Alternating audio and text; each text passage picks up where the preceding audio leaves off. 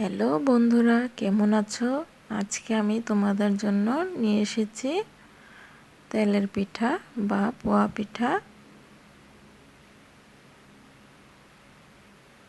এখানে আমি চালের গুঁড়িটা নিয়েছি, দিয়ে দিলাম পরিমাণ মতো পানি। পানিটা বেশি দেওয়া যাবে না, না হলে নরম হয়ে যাবে। বন্ধুরা, লাইক কমেন্ট শেয়ার করতে তোমরা ভুলবে না। আর এখানে আমি এখন দিয়ে দেব চিনি পরিমাণ মতো। এখানে আমি চিনিটা দিয়ে দিয়েছি।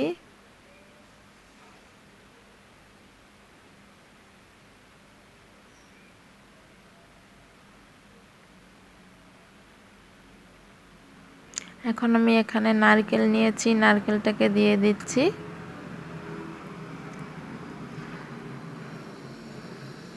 নারকেলটা দিয়ে দিলাম, দিয়ে দিচ্ছি স্বাদ মতো লবণ।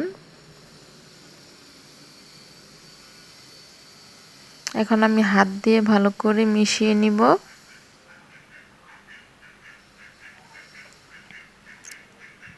তো দেখো, আমি কিন্তু ভালো করে হাত দিয়ে মিশিয়ে নিচ্ছি।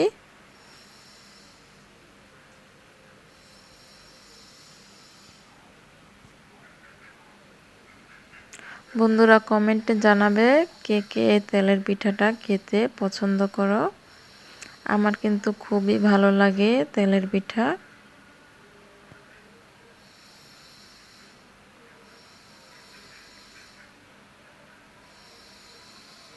তো দেখো ঘনত্বটা কিরকম হয়েছে। এখন আমি পিঠাটা বানানো দেখাবো।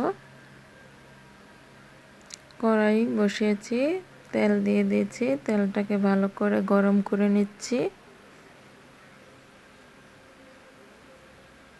তেলটা গরম হয়ে গিয়েছে।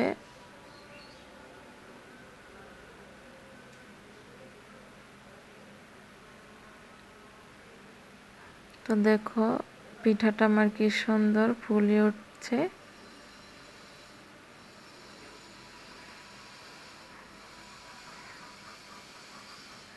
আর বন্ধুরা, নতুন নতুন রেসিপি পেতে অবশ্যই সাবস্ক্রাইব করে পাশে থাকবে।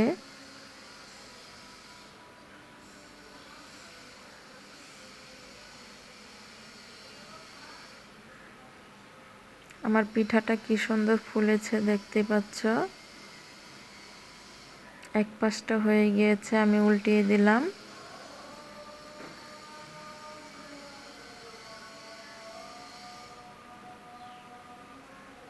আমি একটু লাল লাল করে ভেজে নিচ্ছি পিঠাটাকে। পিঠাটা ভাজা হয়ে গিয়েছে, আমি তেলটা ঝরিয়ে তুলে নিলাম। এখানে আমি আরেকটা পিঠা দিয়ে দিয়েছি।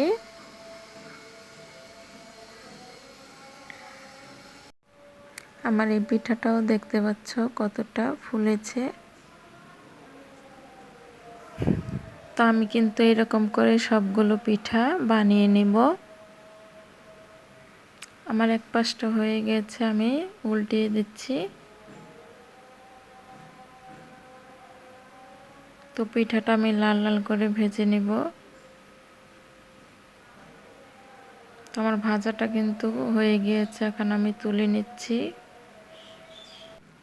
একইভাবে আমি কিন্তু সবগুলো পিঠা বানিয়ে নিয়েছি। তো দেখো, আমি কিন্তু সবগুলো পিঠা বানিয়ে নিয়েছি। দেখতে পাচ্ছ কি সুন্দর হয়েছে। পিঠাটা খেতে কিন্তু খুবই মজাদার।